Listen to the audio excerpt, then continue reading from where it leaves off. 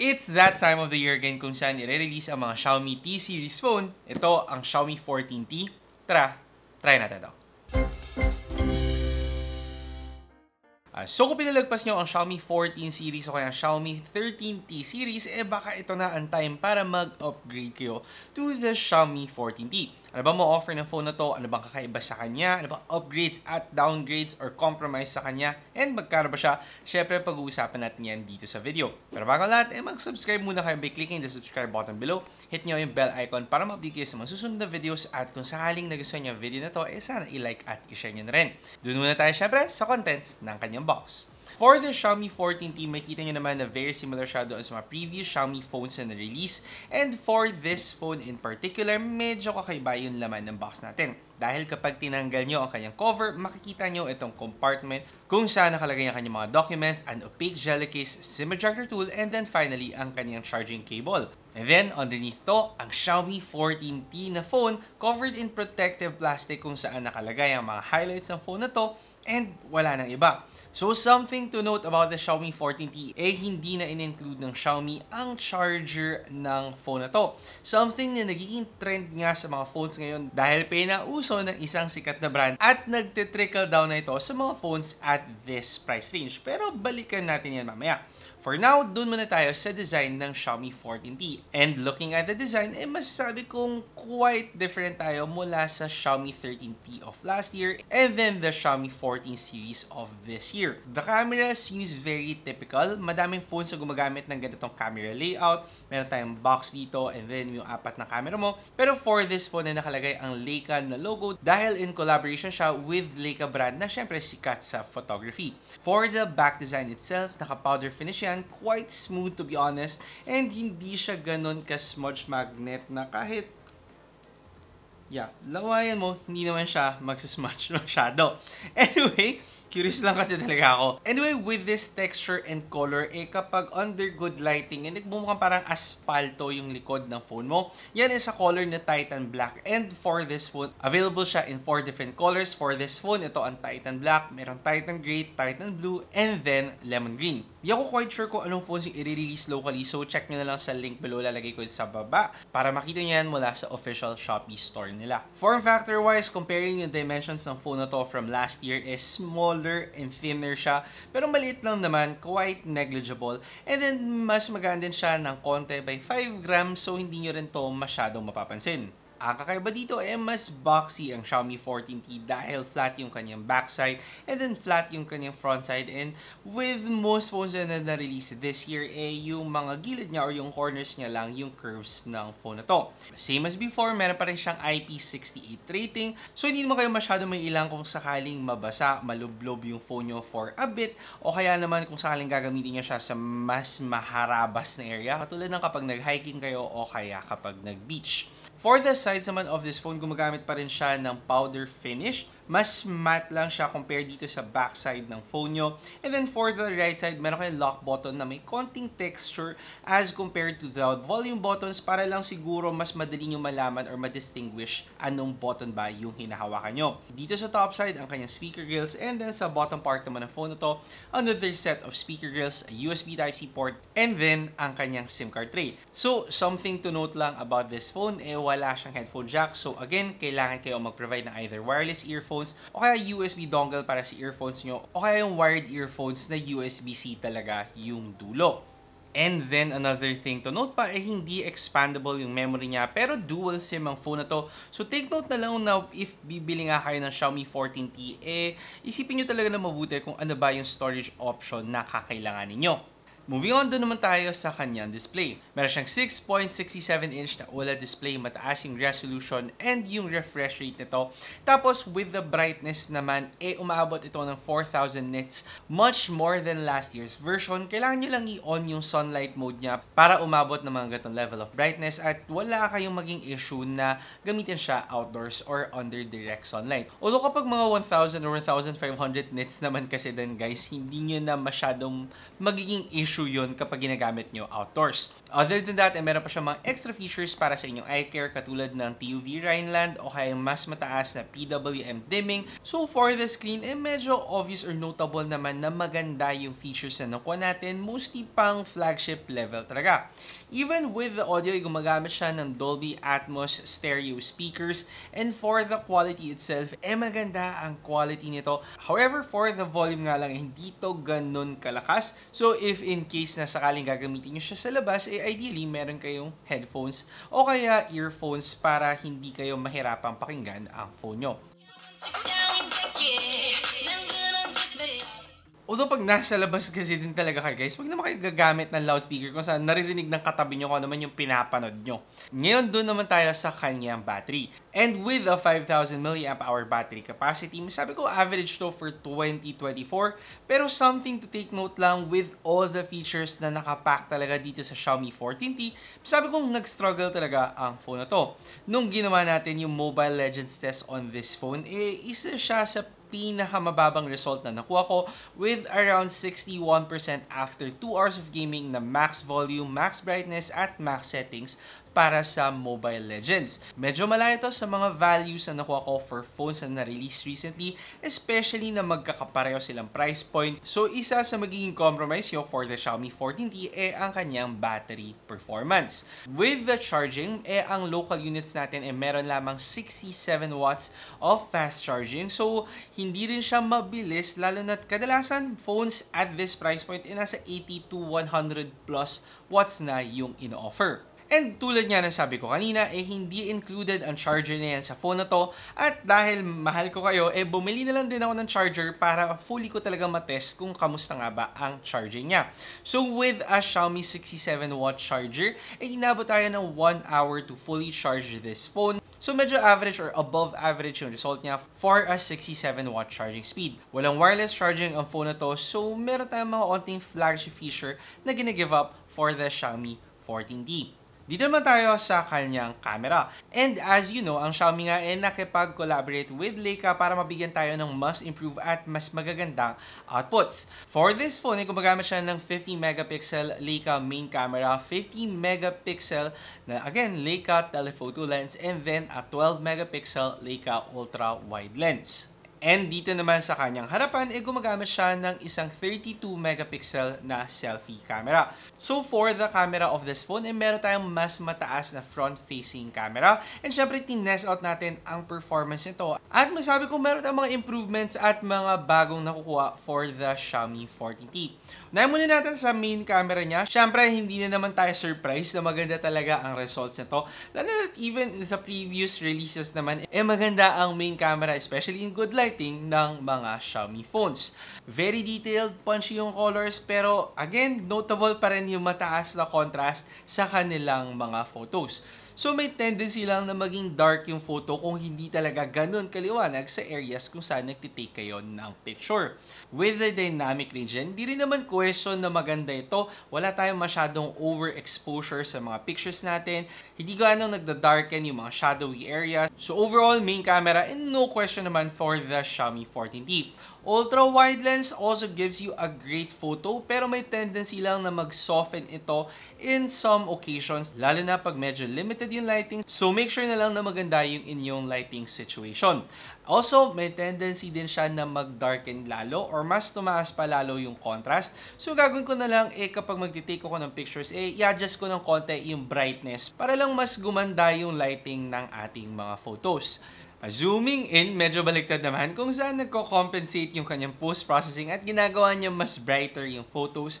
So, compared to ultra-wide photos, kapansin-pansin na mas lighter, mas vibrant, mas overall for me, likeable lang yung mga photos na nakukuha natin. Yung sharpness niya and in detail is still very good pagdating sa kanyang mga zoom photos. So taking pictures in general with the Xiaomi 14T, hindi naman kayo magkakaroon ng issues. Hirap na talaga mamili kasi ang daming phones na na-release ngayong taon na magaganda yung camera performance. So ang sa akin lang talaga, i-check nyo yung mga reviews sa mga phone na to at tingnan kung ano yung color profile or color output na mas gusto nyo.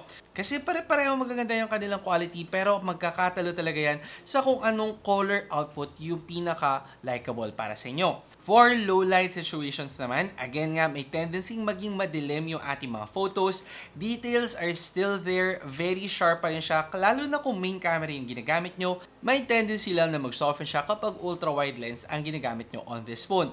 I do suggest na kapag mag-ultra-wide lens or pag mag-zoom kayo, gamitin nyo ang night mode para lang mas ma-improve pa nito ang photos. Pero kung main camera lang din naman ang gagamitin nyo, hindi kayo magkakaroon masyado ng problema sa Xiaomi 14T during low light situations.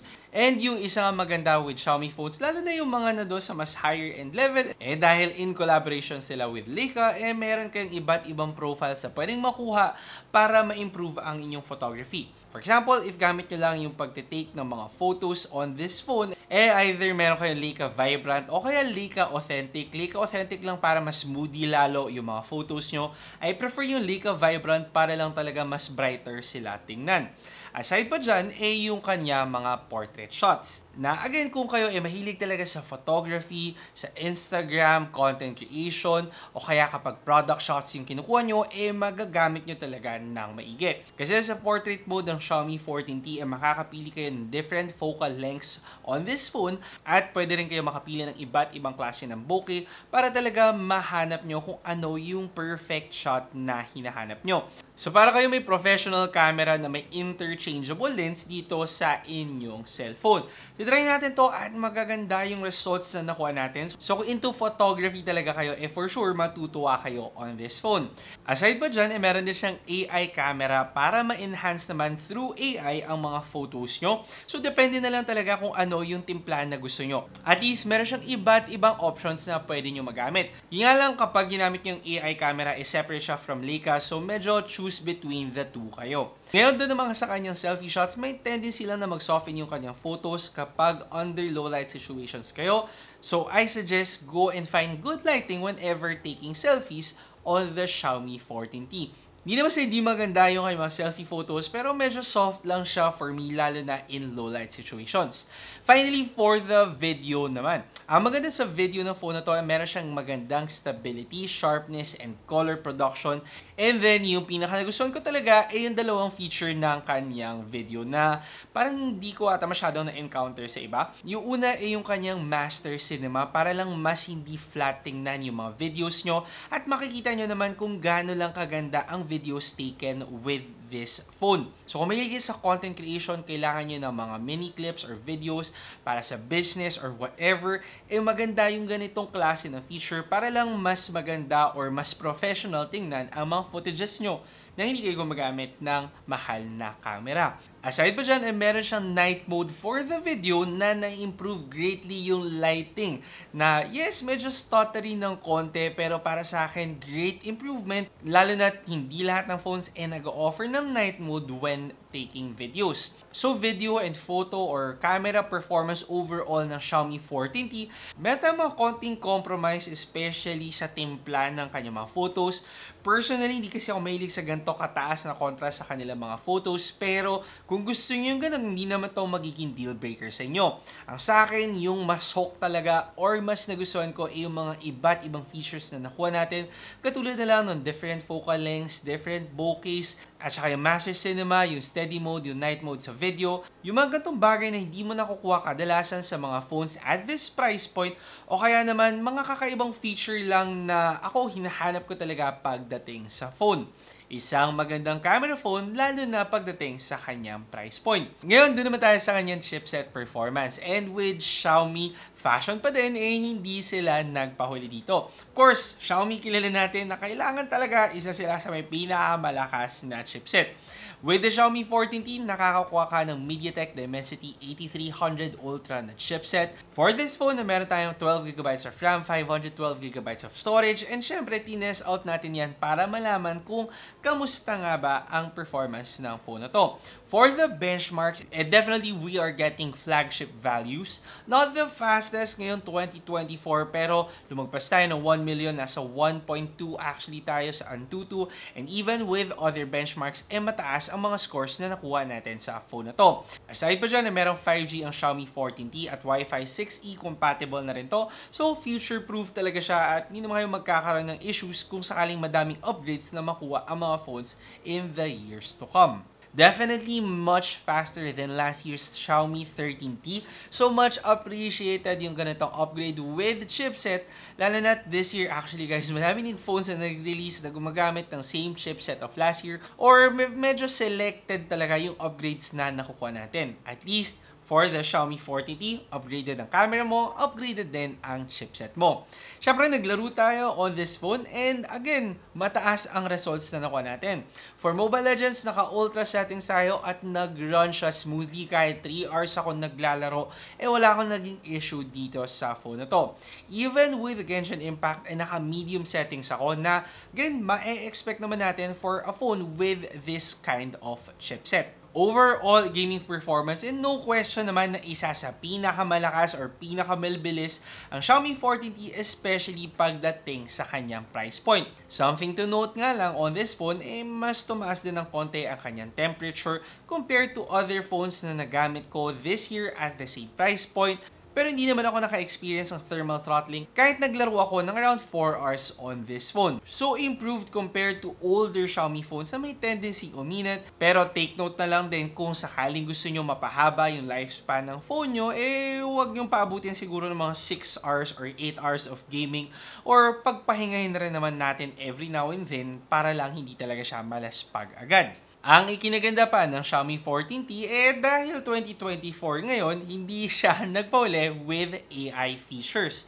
With the Xiaomi 14T, of course, yung sa camera nga, meron tayong mga extra AI features. And also with browsing, compatible with Google Gemini ang Xiaomi 14T. So magagamit nyo ito, syempre, for different uses. Syempre, nandyan yung AI interpreter, andyan din yung AI image editing, pwede rin yung mga AI erase feature, tapos pwede rin ang circle to search dito sa phone na to. So you are getting premium and flagship features and performance dito sa Xiaomi 14T. Magkano nga ba ang phone na to? So meron tayong dalawang variant with a 12GB RAM at saka 256GB variant. Nagkakalaga yan na 25,999 pesos. At para naman sa mas mataas sa 12GB of RAM with 512GB of storage, yan ay nagkakalagang 27,999 pesos. So compared to last year again, ang Xiaomi 13T ay nagkakalagang 26,999 pesos para sa kanyang 12GB RAM with 256GB storage na variant. Isang variant lang to at medyo napapagitna siya doon sa dalawang variant natin ngayon. At sa presyo na to, masabi ko may ikinasulit ang Xiaomi 14T with some compromises. Given lang na ang naramdaman ko talagang issue ko sa phone na to ang kanyang battery life na kanya mas mabilis mag-drain compared sa ibang mga phones na na-release recently, and yung kanyang medyo mas mataas lang na temperature pero di naman naging concerning at hindi naman nag-overheat. May mga onting compromise tayo na kung hindi naman magiging issue sa inyo, definitely isang magandang option ang Xiaomi 14T. Lalo na nagmura siya to make way doon sa charger na hindi nila binigay. So ako lang, Xiaomi, sana ang ginawa nyo, mas mataas presyo o kaya same price as before, tapos in-include nyo na lang sana yung charger para hindi na ako bumili. So hindi ko masabi na mas nagmura talaga ang Xiaomi 14T. More on, nawalan siya ng presyo kasi nabawasan siya ng charger. Pero at least we get a lot of upgrades on this phone. Meron kayong mas magandang camera performance, mas magandang chipset performance, at saka mga AI features na hindi natin nakukuha from last year's Xiaomi 13T. Aside pa dyan, meron kayong mga extra features para lang mas pagandahin lalo ang experience nyo. Katulad na lang ng brighter display niya, yung kanyang AI image engine na kapag tinurn on nyo, i-improve niya yung resolution ng whatever image or video you're watching on your phone para syempre mas maganda lang yung inyong viewing experience. So a lot of features na nadagdag on this phone na hindi lang mostly software kundi hardware din, and much appreciated lahat ng mga nakukuha nating upgrades. Lahat yan for technically the same price as last year's model. Sakaling deal breaker sa inyo yung battery, I suggest i-off nyo yung ibang mga features niya para lang mas makatipid kayo lalo. Dahil sinagad ko rin yung lahat talaga when I tested the battery. And for sure naman kapag in-off ko yung sandamukal na feature na in-on ko din talaga na hindi mo makuha sa ibang phone, mas magiging okay yung battery performance niya. Yun naman sabi ko sa Xiaomi 14T, isang magandang phone ngayong 2024. Take note lang of the compromises, pero kung hindi yun magiging deal breaker sa inyo, definitely a great choice ngayon 2024. Isang magandang phone with a lot of upgrades na maganda ang presyo. Yan ang masabi ko sa Xiaomi 14T. Kung sakaling nagustuhan nyo ang video na to, syempre mag-subscribe kayo by clicking the subscribe button below. Hit nyo yung bell icon para ma-update kayo sa mga susunod na videos. At kung sakaling nagustuhan nyo ang video na to, i-like at i-share nyo na rin. Ako si Alvin, ang inyong tech guy. See you next time. Ingat! Nagustuhan nyo ba ang video ko? I-check out nyo ang aking channel for more phone, gadget, and laptop reviews. Tapos, meron pa akong tech tips and guides. Mag-subscribe by clicking the subscribe button below at i-hit nyo na rin ang bell icon para sa mga susunod ko pang videos.